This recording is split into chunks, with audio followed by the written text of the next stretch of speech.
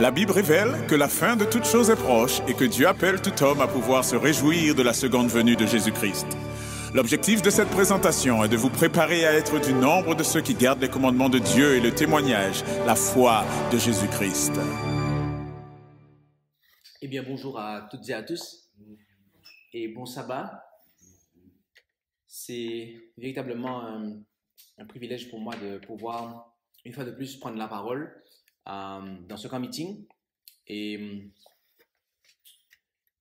nous allons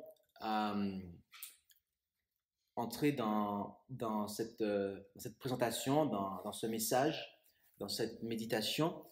Et avant de ce faire, nous vous invitons, là où c'est possible, à pouvoir vous prosterner.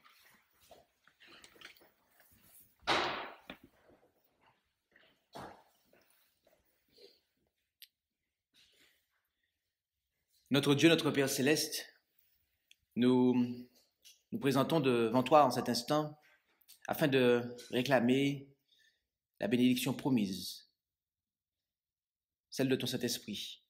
Veuille ouvrir l'intelligence de chacun, le cœur de chacun, afin que la semence de ta parole puisse, en tombant dans nos cœurs, trouver un terrain favorable et prendre racine comme tu veux qu'il en soit et porter du fruit afin que ton sceau soit placé sur chacun d'entre nous, afin que ton sceau soit placé sur l'œuvre que nous allons entreprendre. Et nous n'avons aucun mérite de te prier ainsi, mais c'est dans le beau nom de Jésus et pour ta gloire, Père. Amen. Le titre de cette présentation est « Le scellement de l'œuvre ». Je reprends. Le titre de cette présentation est « Le scellement de l'œuvre ». Rendons-nous en Apocalypse et ouvrons nos Bibles pour cela. En Apocalypse, chapitre 7, versets 1 à 4. Où allons-nous? Apocalypse 7, verset 1 à 4. C'est exact.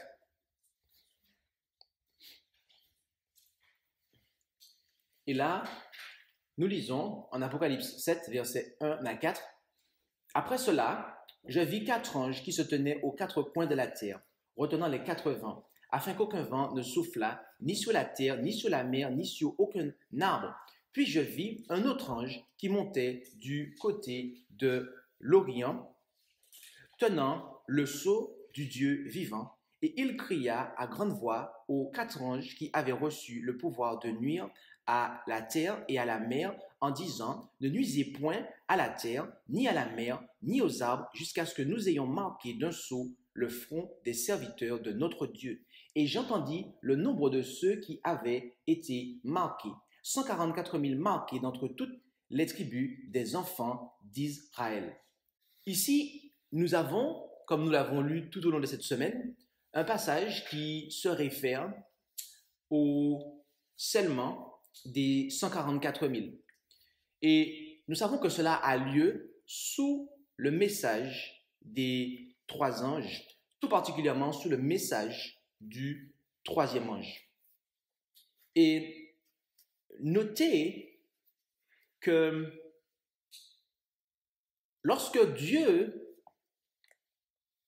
présente le scellement de son peuple, il le fait de façon particulière. Pour ne pas dire, il le fait d'une façon qui est habituelle pour Dieu. Avez-vous noté cela? Dieu prend le temps de nous détailler ce scellement. Il prend le temps, au verset qui suivent, du verset 5 jusqu'au verset 8, de nous dire de la tribu de Juda, 12 000. De la tribu de Ruben, alors je vais reprendre, de la tribu de Juda, 12 000 marqués, donc, ou scellés. De la tribu de Ruben, 12 000 marqués. De la tribu de Gad, 12 000 marqués, etc., etc., pour couvrir les 12. En précisant, de cette tribu, il y en a eu tant qui ont été marqués. De cette tribu, 12 000 marqués. De cette tribu, 12 000 marqués, etc., etc. Donc, notons que Dieu nous présente le scellement avec un langage qui est celui de l'organisation. Vous avez entendu cela? Notez que Dieu, je reprends, nous présente le scellement avec un langage qui est celui de l'organisation. En effet, nous parlons de cela car au verset 4, il est dit « Et j'entendis le nombre ». Qu'est-il dit? Le nombre. Le nombre. Dites-moi, à quoi cela vous fait penser quand vous lisez dans le livre de l'Apocalypse, vous avez le scellement du peuple de Dieu et qu'on vous parle, et qu'on précise que c'est Israël, et qu'on vous parle de nombre. À quoi ça vous fait penser dans la Bible?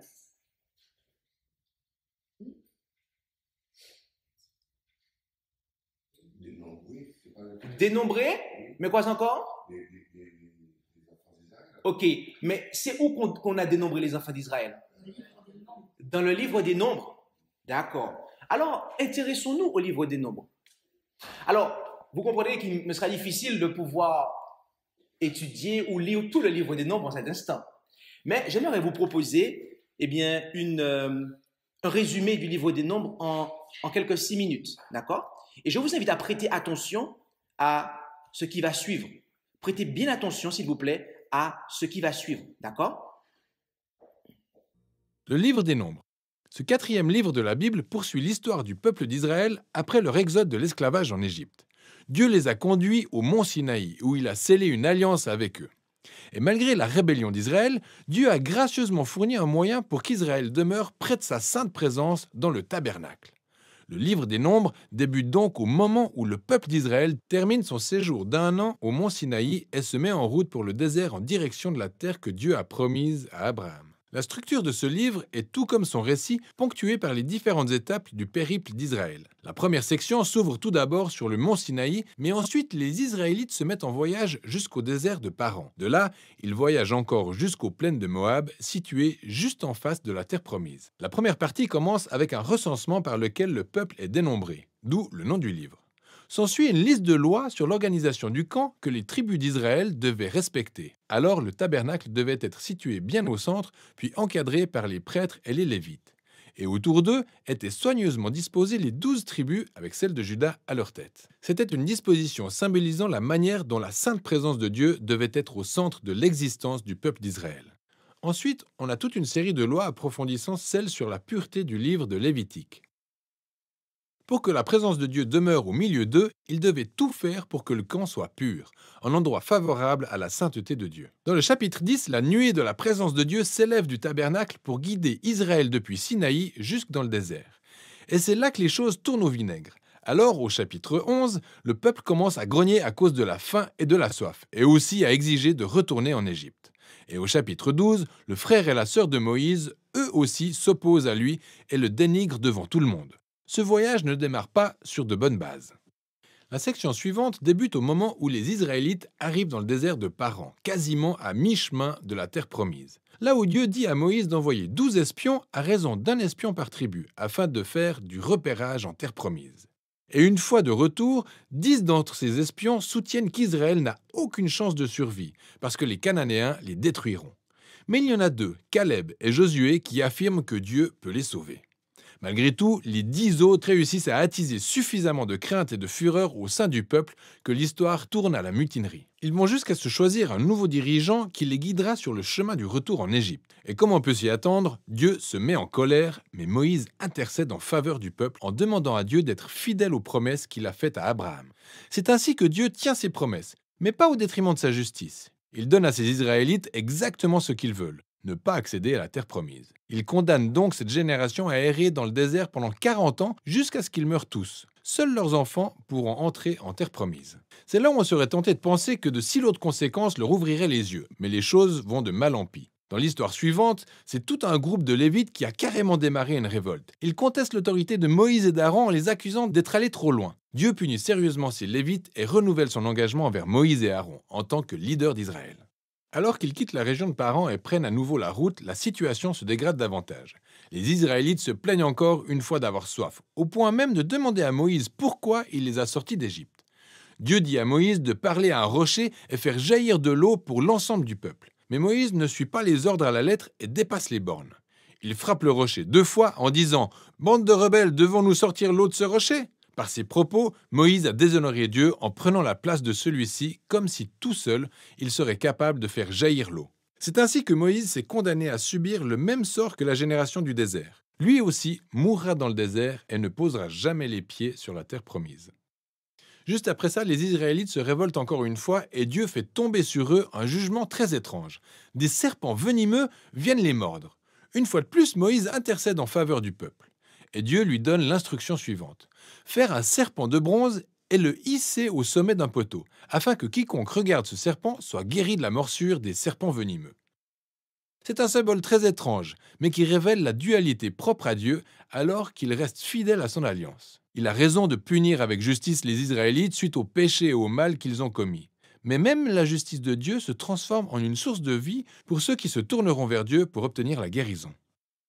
À partir de là, le peuple part en direction des plaines de Moab. Et la première partie principale de cette section parle essentiellement de l'étrange personnage qu'est Balaam. Alors le roi de Moab est pris de panique en voyant ce peuple nombreux parcourir son territoire. Il se résout donc à embaucher Balaam, un sorcier païen, pour jeter des sorts à Israël. Mais à 3 différentes reprises, Balaam réalise qu'il ne peut pas les maudire. Il ne peut prononcer que des bénédictions sur Israël. Rappelez-vous la promesse de Dieu faite à Abraham dans Genèse 12. Non seulement Balaam est dans l'incapacité de maudire Israël, mais Dieu lui donne la vision d'un futur roi israélite qui un jour apportera la justice de Dieu à toutes les nations. Cette vision rappelle la bénédiction de Jacob à Juda, dans Genèse chapitre 49. C'est important de s'arrêter un moment pour réfléchir au déroulé des actions à ce stade du livre. Les épisodes de rébellion dans le désert ne font que s'accumuler et s'aggraver. Et même si Dieu pose des actes partiels de jugement contre Israël, il a aussi continué à faire preuve de miséricorde en pourvoyant à la nourriture et à l'eau tout au long du voyage. Même l'histoire de Balaam démontre la grâce de Dieu dans toute sa splendeur. On a d'un côté Israël, campé dans les plaines en train de grogner et de se rebeller, mais tout en haut dans les collines, à l'insu de tous, Dieu les protège et bien plus, il les bénit. C'est ce contraste saisissant entre la révolte d'Israël et la fidélité de Dieu dans le désert qui a fait de ces histoires des témoignages fondamentaux pour les générations suivantes d'Israël. Les chroniques du désert sont citées maintes et maintes fois par la suite, par des prophètes bibliques, des poètes et même les apôtres du Nouveau Testament. Et ces histoires servent toujours d'avertissement. Même si Dieu reste fidèle à ses promesses de l'Alliance, il laisse tout de même à son peuple le choix de se rebeller et d'en subir les conséquences. Ensuite, le reste du livre se concentre sur les enfants de la génération du désert qui se préparent à hériter la terre promise.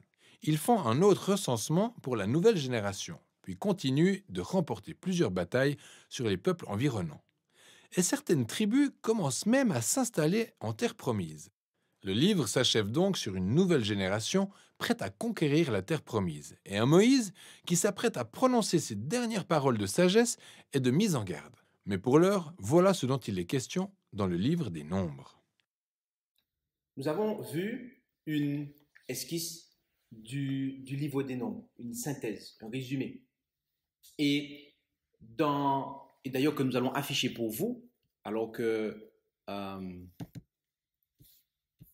nous allons le mettre à l'écran, en grand, pour que nous ayons l'image globale, d'accord, de ce qui s'est produit dans le livre des Nombres. du chapitre 1 jusqu'au verset 10, nous avons Dieu qui organise son peuple. Le dénombrement est fait. Dieu organise son peuple.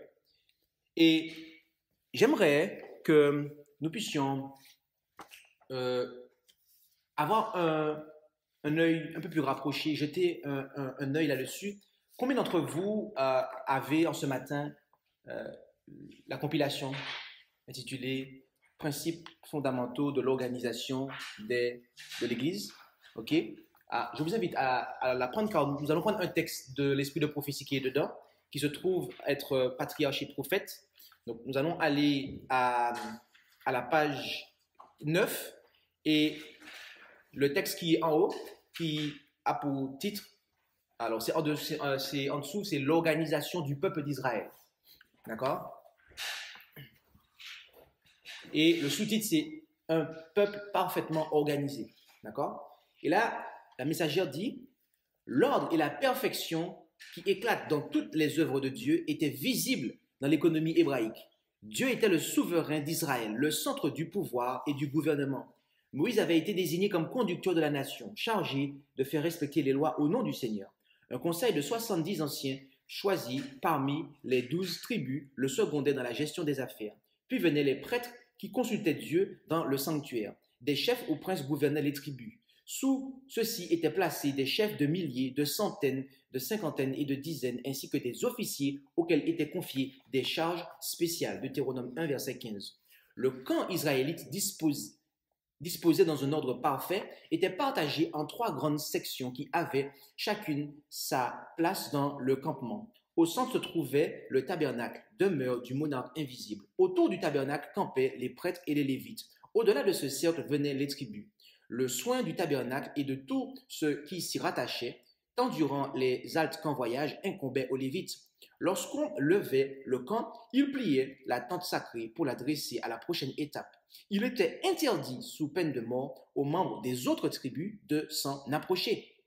Les Lévites se partageaient, selon les 3 fils de Lévi, en 3 familles, dont chacune avait sa charge spéciale. En face du tabernacle, les tentes les plus rapprochées étaient celles de Moïse et d'Aaron. Au sud se trouvaient les Kéatites qui avaient le soin de l'arche et des autres meubles sacrés. Au nord se plaçaient les Mérarites qui s'occupaient des colonnes, des bases et des parois. Derrière venaient les Gersonites à qui étaient confiées les draperies et les tentures. Chaque tribu avait également sa place marquée, soit durant la marche, soit au repos. Elle campait autour de son étendard. Dieu avait ordonné, les enfants d'Israël camperont chacun près de sa bannière, sous les enseignes de leur maison patriarcale. Ils camperont vis-à-vis et tout autour de la tente d'assignation. En voyage, ils marcheront dans l'ordre où ils auront campé, chacun à son rang, selon sa bannière. Et on cite Nombre 2, versets 2 et 17. Puis elle continue en disant, les étrangers qui avaient accompagné Israël lors de la sortie d'Égypte n'étaient pas admis à occuper la place réservée aux tribus. Ils se plaçaient à l'extérieur du camp. Leurs enfants étaient exclus de la communauté jusqu'à la 3e génération, Deutéronome 23, versets 7 et 8, et nous avons lu cela dans Patriarche et Prophète, page 351.2 à 352.2. Notez l'organisation qu'il y avait en Israël, d'accord? Dieu a pris le soin d'organiser le peuple à qui il a confié le dépôt de sa vérité, à qui il a confié le dépôt de sa loi. C'est la première chose que Dieu a fait en suscitant Israël, eh bien, le peuple d'Israël, en le faisant sortir d'Égypte, il l'a mis en ordre de marche, en ordre de bataille en fait.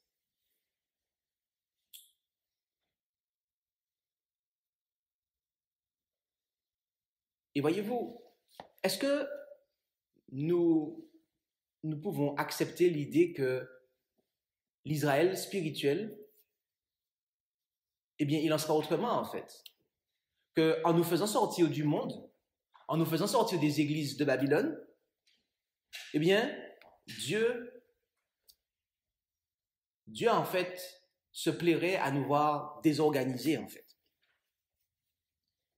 Est-ce que nous pensons, ou est-ce que nous avons pensé, est-ce que nous pensons encore que, en nous faisant sortir des églises de Babylone, eh bien, Dieu va agir différemment à notre égard. Dieu souhaite nous voir agir différemment que ce ne le fut pour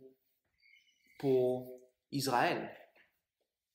Mes amis, soyons clairs. Soyons clairs. La réponse est non, en fait. Et à la fin de cette présentation, nous allons lire une série de passages. Parce que, comme on l'a vu, il y a un certain nombre de passages, en fait, qui se réfèrent à cette histoire qui a eu lieu dans le désert. Et notez que ce qui s'est passé après, d'accord, c'est que du chapitre 13 jusqu'au chapitre 19, et notamment, je dis bien, alors notamment, mais cela a commencé un petit peu au chapitre 11, d'accord, puisque le livre est découpé en 3 morceaux, c'est-à-dire que vous avez 1 à 10, après vous avez qui est justement l'organisation, ensuite vous avez 10 à 12 le voyage, du 13 à 19, vous avez là, ils sont dans le désert de Paran, ensuite du verset 20 à 21, il y a encore un voyage, et du verset 22 à 36, là, ils sont dans les plaines de Moab. Donc, voilà les 3 grosses portions de l'ouvrage. Et notez ce qui s'est passé, en fait, avec Israël ancien. C'est qu'une fois que Dieu les a organisés, une fois que Dieu a organisé son peuple d'Israël, qu'est-ce qui s'est passé, en fait? Que dit le livre des Nombres, en fait? Qu'est-ce que les chapitres suivants nous apprennent? Vous avez peur de le dire? Ils ont résisté? Ils se sont rebellés? Ok? En clair, est-ce qu'il vous est possible de pouvoir voir le point commun, en fait, de tout ce qui s'est passé du chapitre 12 jusqu'au chapitre 19, en fait? Quel est le point commun? C'est quoi le principe qui sous-tend, en fait, toutes ces actions, en fait? Celles de Myriam et d'Aaron, d'accord? Coré, Dathan et Abiram. Celle de tous ceux qui se sont rebellés là. C'est quoi le point commun, en fait? Exactement, c'est la désorganisation, en fait. Le principe qui a régi toutes ces révoltes, en fait, c'est de désorganiser le camp d'Israël, en fait, de désorganiser le peuple d'Israël. Mes amis, cela s'est passé en Israël ancien. D'accord? Cela s'est passé avec l'Israël qui devait rentrer en Canaan terrestre. Est-ce que vous pensez que cela ne peut pas se passer avec l'Israël qui va rentrer en Canaan céleste? Vous savez, il y a des gens qui vont dire, oui, mais cette affaire d'organisation, ce n'est pas important. Parce qu'il faut comprendre qu'ils avaient des motifs pour faire ce qu'ils faisaient. C'était pas sans motif. Myriam et Aaron avaient avancé un motif. Coré, Dathan et Abiram, ils avançaient des motifs. Je veux dire, il y avait toujours des motifs, en fait. Mais ils n'étaient pas fondés. Ils n'étaient pas fondés sur quoi? Sur un ainsi parle l'Éternel. D'accord? Et nous avons, en fait, compilé une série de déclarations bibliques et de l'esprit de prophétie dans cet ouvrage, justement par rapport à l'organisation. Et il y a des personnes qui pensent que, eh bien, il n'y a pas lieu et il n'y aura pas lieu, alors que nous allons approcher de la fin du temps de probation, d'accord? Alors que nous allons approcher de la fin du scellement, eh bien, de s'organiser, d'accord? Eh bien, mais qu'est-ce que dit l'inspiration? qu'est-ce que dit l'inspiration? Alors, je vous invite dans cet ouvrage à vendre avec moi à la page 8 et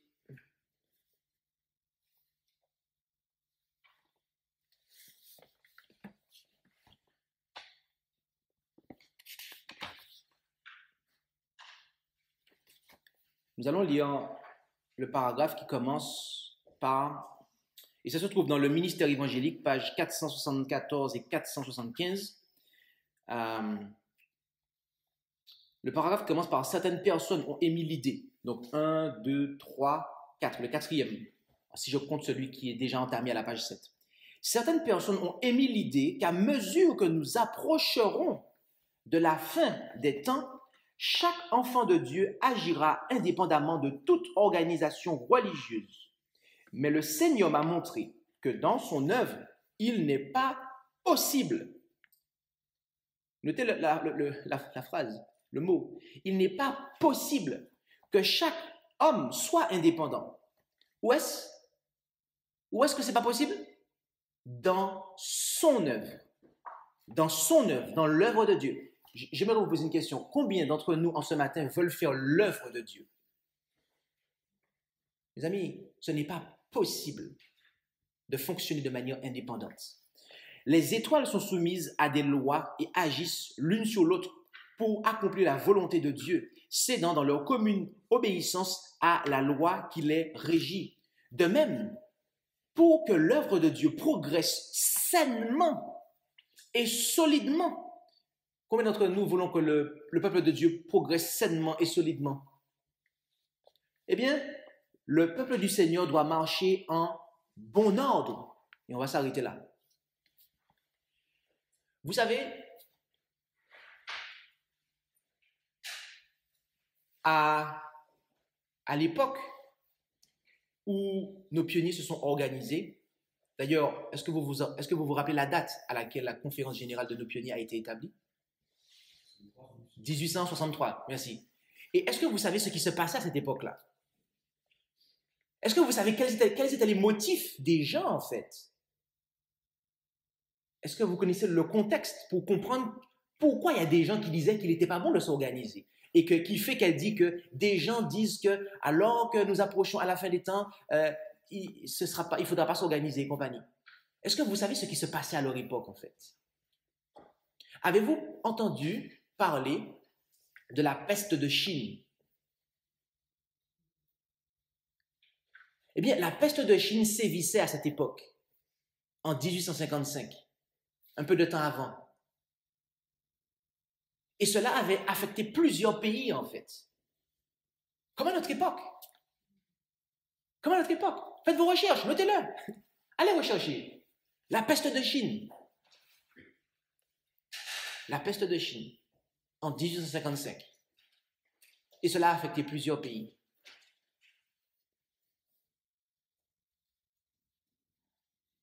Et il y a eu aussi, quels sont les trois signes que Jésus a donnés pour son retour? On a la peste, la guerre et la famine, n'est-ce pas? C'est exact.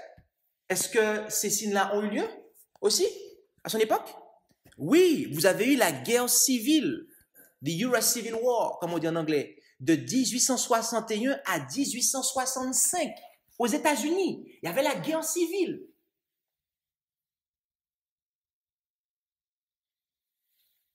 Voilà le contexte dans lequel nos pionniers étaient, en fait. Un contexte de pandémie, un contexte de guerre, en fait. Et qui dit pandémie et guerre dit nécessairement, en fait, famine à certains endroits. Voilà le contexte dans lequel nos pionniers étaient, en fait. Et je pense que vous pouvez comprendre pourquoi il y avait des gens qui disaient « Nous approchons du temps de la fin, voilà les signes du retour de Jésus, c'est pas la peine de s'organiser, qu'est-ce que vous faites là? Ce n'est pas le plan de Dieu, etc., etc. » en fait.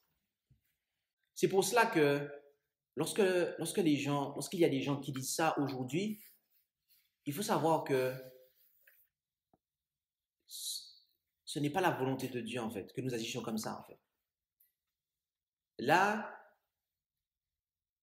il nous faut comprendre que nous imitons un modèle qui n'est pas le modèle que Dieu a établi pour nous, en fait. Mais nous suivons, en fait, les pas d'un Israël rebelle.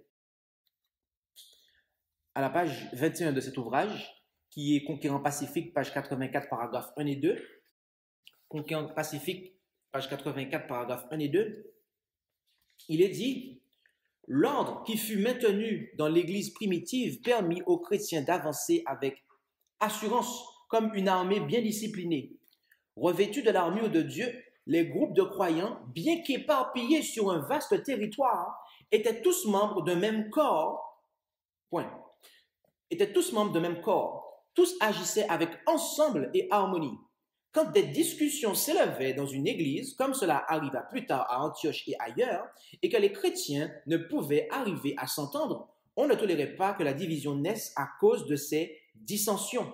On en référait alors à un conseil général de corps des croyants, du corps des croyants, composé de délégués nommés par les diverses églises, ainsi que des apôtres et des anciens ayant une direction spirituelle importante. De cette façon, les tentatives de Satan pour attaquer l'Église dans les endroits isolés se heurtaient-elles aux efforts combinés de tous les chrétiens, et les plans de l'ennemi pour disperser et détruire étaient déjoués. Le paragraphe suivant, « Dieu n'est pas un Dieu de désordre, mais de paix. » Et on cite 1 Corinthiens 14, verset 33. « Il exige de nos jours, comme par le passé, que l'ordre et la méthode soient observés dans les affaires de l'Église.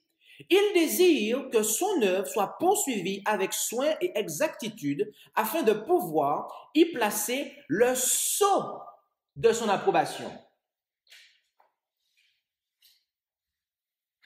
Le chrétien doit être uni au chrétien, l'Église à l'Église. L'action humaine doit s'harmoniser avec l'action divine, chacun étant subordonné à l'Esprit Saint et tous s'unissant pour proclamer au monde la bonne nouvelle de la grâce de Dieu.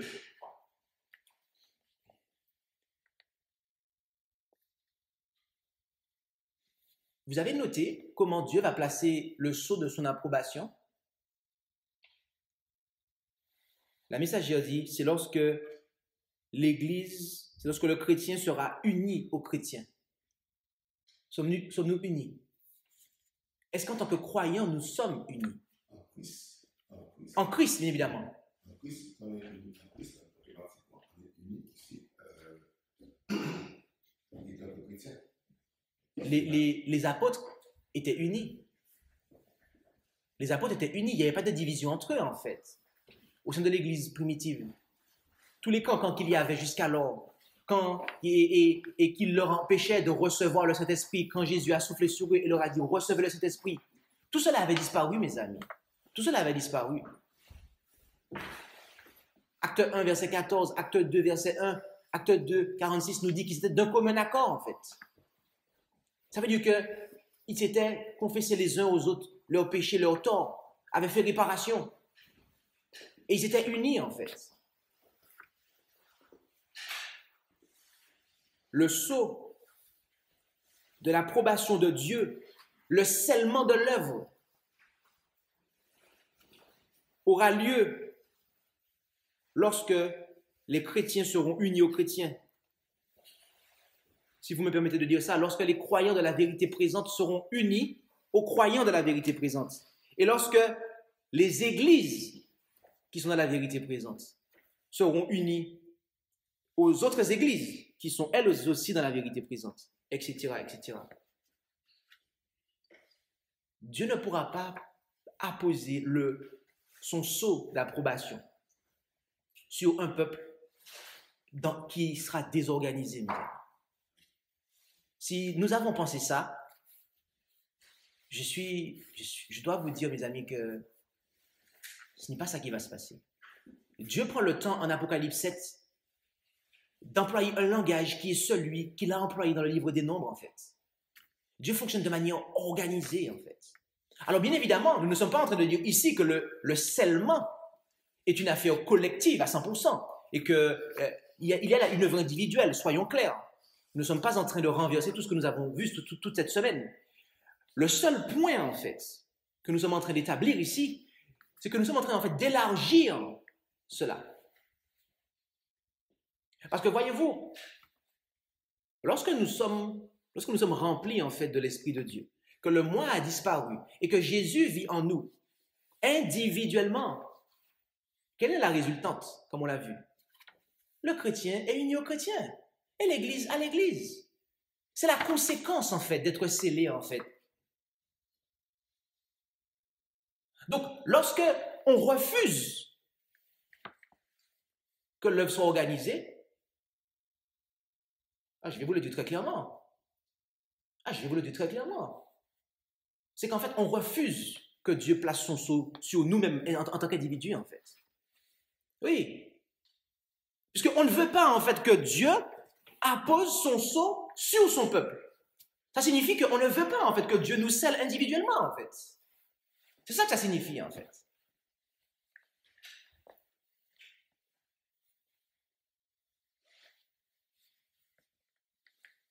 Avez-vous déjà lu ce que la messagère dit des 144 000 dans Premiers Écrits?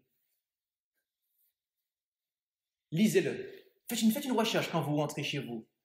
Lisez ce qu'elle dit des 144 000. Tapez sur l'ordinateur 144 000 dans Premiers Écrits. Vous allez voir comment elle les décrit, en fait. Elle dit qu'ils sont unis, en fait. Elle dit qu'ils sont unis.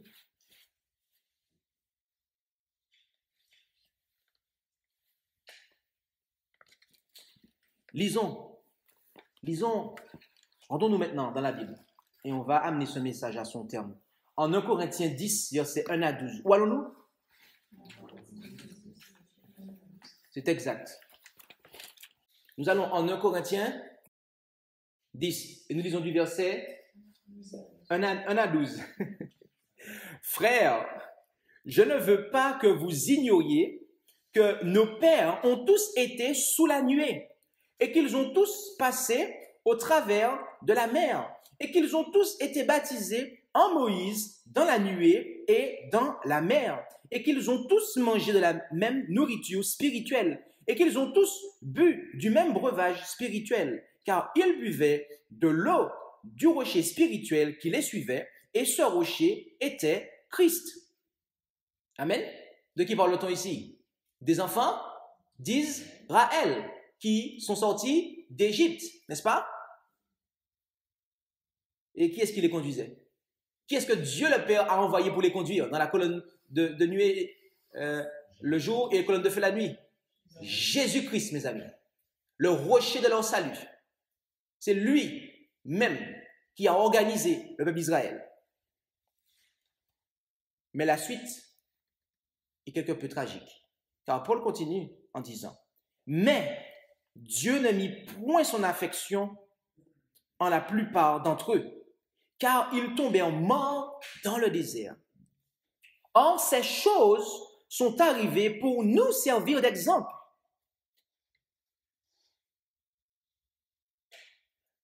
Afin que nous ne désirions point de mauvaises choses comme ils en désirèrent. Ne devenez donc point idolâtres comme quelques-uns d'entre eux. Selon qu'il est écrit, le peuple s'assit pour manger et pour boire, puis ils se levèrent pour danser. Ne commettons point fornication comme quelques-uns d'entre eux commirent fornication. Et il y eut 23 000 qui périrent en un même jour.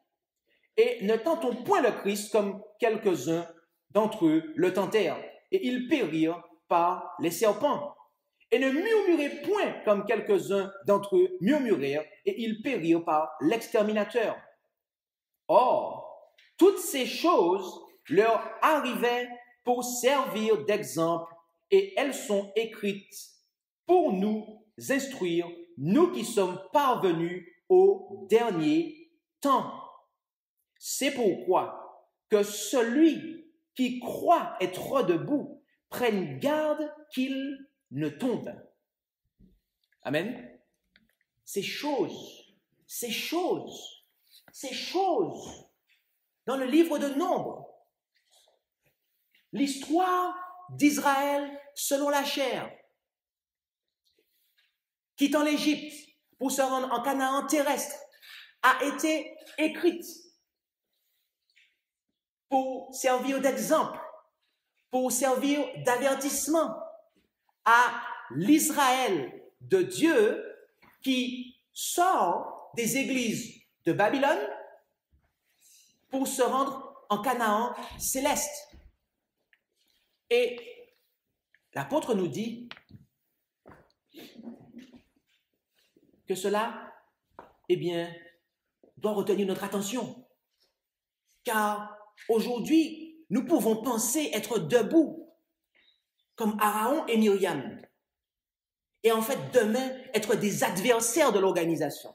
Oui, aujourd'hui, nous pouvons penser être debout comme Coré, Dathan et Abiram. Et demain, se trouver être un adversaire de l'ordre, un adversaire de ce que Dieu a établi. Que celui qui croit être debout prenne garde qu'il ne tombe. Rendons-nous en Hébreux 3, versets 1 à 19. Où allons-nous? C'est exact. Hébreux, chapitre 3, versets 1 à 19. Et vous aurez compris qu'en fait, il s'agit de tout le chapitre.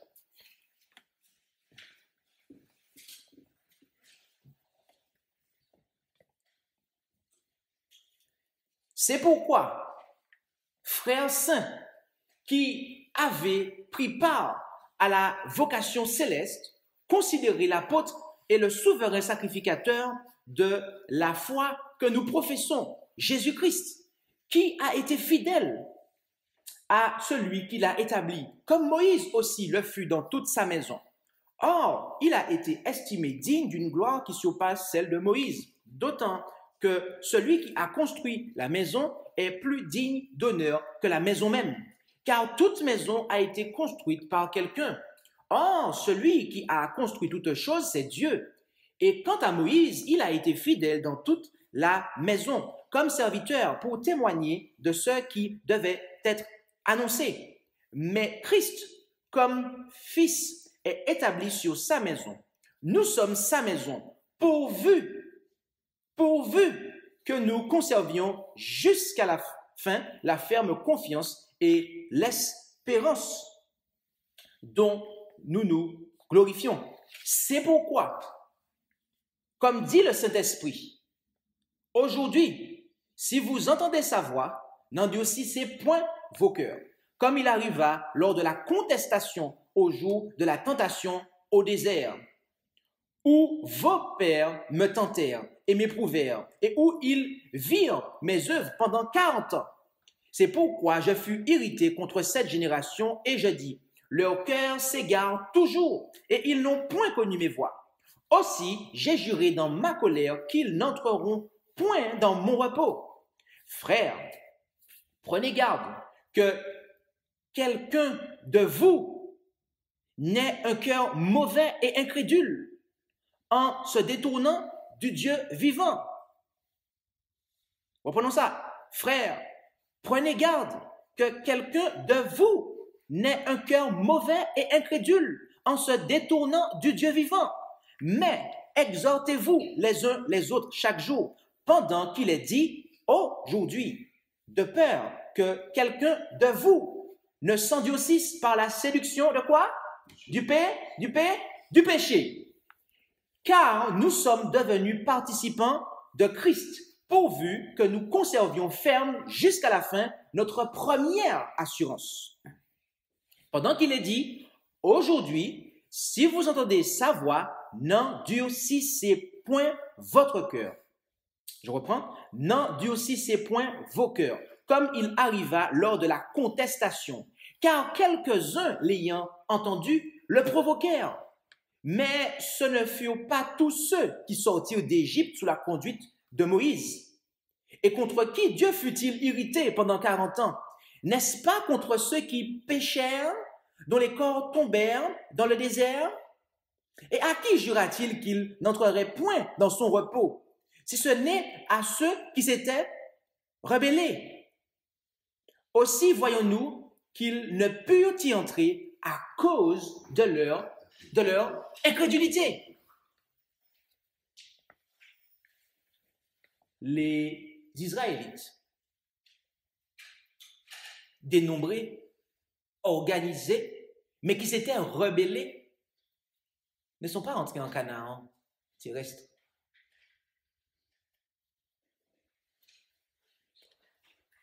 Mes amis, les adventistes du 7e jour historique, croyant aux principes fondamentaux de 89, qui, dans le cœur desquels le Saint-Esprit de Dieu commence l'œuvre du scellement, mais qui ne permettront pas au Saint-Esprit de Dieu de poursuivre cette œuvre à cause du péché, à cause de l'endurcissement, de la rébellion, eh bien, ne rentreront pas en Canaan céleste. C'est en raison de leur rébellion à l'ordre divinement établi, à ce que Dieu leur a commandé, eh bien que des enfants d'Israël, selon la chair, ne sont pas entrés en Canaan terrestre. Et voyez-vous, il en sera de même, mes amis. Ce sera en raison de leur rébellion à l'ordre divinement établi, à ce que tout ce que Dieu aura commandé, au commandement de Dieu, à tout. Les 10, mais on parle aussi des lois physiques, de l'organisation, de tout en fait, de ce que Dieu a donné. Eh bien, que les enfants d'Israël spirituels ne rentreront pas en Canaan céleste. Mes amis, parmi les 144 000, il n'y aura aucun rebelle à la seule et unique forme d'organisation divinement établie. Je reprends ça. Parmi les 144 000, celles et ceux qui vont recevoir le sceau de Dieu au front, celles et ceux qui seront approuvés par Dieu, il n'y en aura pas un seul qui se sera rebellé à ce que Dieu a établi, notamment à l'organisation, mes amis. Car Dieu apposera son sceau d'approbation individuellement sur nous lorsque notre vie sera en ordre. Et Dieu approuvera son œuvre, il y apposera le sceau de son approbation uniquement si son peuple est et respecte l'ordre divinement établi. Alors, plaise à Dieu que son œuvre soit scellée et reçoive son approbation. Et plaise à Dieu que nous faisions partie de celles et ceux qui, justement, eh bien, recevront ce sceau. Que le Seigneur nous bénisse et qu'il nous garde. Amen. Amen. Je vous invite à prier avec moi.